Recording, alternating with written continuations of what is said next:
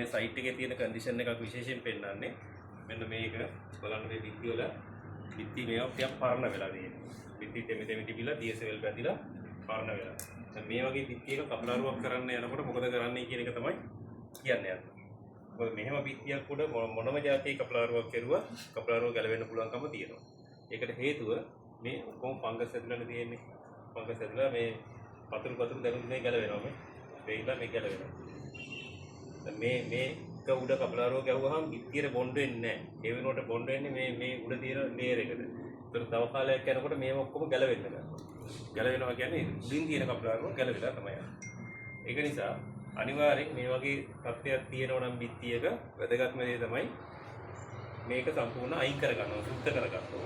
එතකොට ඒකට අපිට පාවිච්චි කරන්න පුළුවන්කම තියෙනවා කීපයක්. එකක් අපිට හයි ප්‍රෙෂර් ගන්නක් වගේ අරගෙන අල්ලන්න පුළුවන් නම් වඩාත් හොඳයි.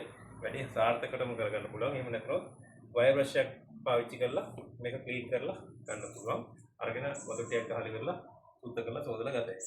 මොකද ඒක අත්‍යවශ්‍යයි. බිත්තියක් මේ වගේ කන්ඩිෂන් එක කිසි වෙලාවක කපලාරුවකට පාවිච්චි කරන්න හොඳ නැහැ.